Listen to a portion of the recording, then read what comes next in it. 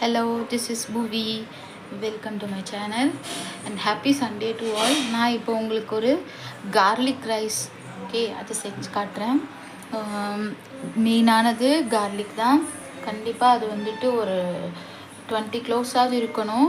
அதை நான் இந்த மாதிரி ஸ்மாலாக சாப் பண்ணி வச்சுருக்கேன். ஓகே, ஒரு பேனில் இல்லை ஒரு ப்ரெஷர் குக்கரில் இல்லை கடாயில் 2 ஸ்பூன் ஆயில் 1 ஸ்பூன் கீ ஊற்றி வச்சுருக்கேன்.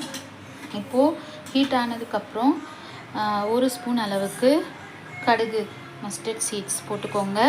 அப்புறம் 1 ஸ்பூன் அளவுக்கு ஜீரகம், ஸோ ஒரு 10 கேஷ்யூ நட்ஸ் போட்டுக்கோங்க. ஓகேங்களா, நல்லா சாட்டே பண்ணிக்கோங்க. அண்டு இந்த பூண்டு இருக்குல்ல, அதையும் இது கூடயே சேர்த்து நல்லா சாட்டே பண்ணிக்கோங்க.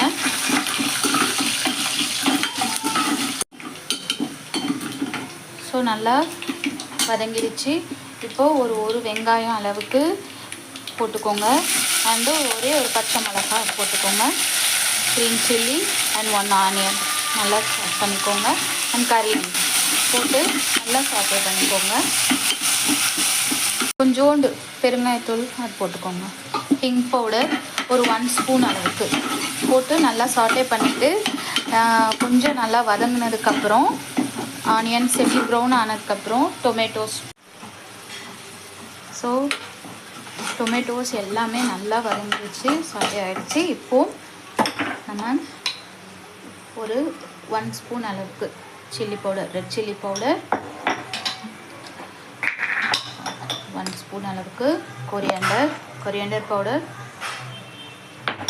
அண்டு 1/2 ஸ்பூன் அளவுக்கு 1/2 ஸ்பூனுக்கு டர்மரிக் பவுடர். ஓகே, போட்டு நல்லா சாட்டே பண்ணிக்கோங்க. கொஞ்சமாக வாட்டர், சரிங்களா, இந்த இதுக்கு தேவையான அளவுக்கு வாட்டரு, அப்புறம் டிஷ்ஷுக்கு தேவையான அளவுக்கு உப்பு. நான் ஆல்ரெடி ரைஸ் பாயில் பண்ணி வச்சுருக்கேன். அது ஸோ 10 மினிட்ஸ் போல் மிளகாத்தூள் வாடை எல்லாம் போட்டு வச்சு இப்போ நம்ம ரைஸ் நான் வந்துட்டு வடித்து வச்சுருக்கேன் ஆல்ரெடி, அதை போட்டுக்கலாம். ஓகே, உப்பு பத்தலைன்னா போட்டுக்கோங்க. ஸோ கார்லிக் ரைஸ் ரெடி ஆகிடுச்சு. நீங்களும் ட்ரை பண்ணி பாருங்கள். ஓகேங்களா, அது நான் தொட்டுக்கிறதுக்கு வாழைக்காய் ஃப்ரை பண்ணேன். ஓகே, ரொம்ப டேஸ்டியாக இருக்கும். Tried at your home. Okay, கொஞ்சம் ரைஸ் வந்துட்டு கொஞ்சம் பொலன்னு வடிச்சுக்கோங்க. ஓகேங்களா, பாருங்கள் எவ்வளோ உதிரியாக இருக்குது பாருங்கள்.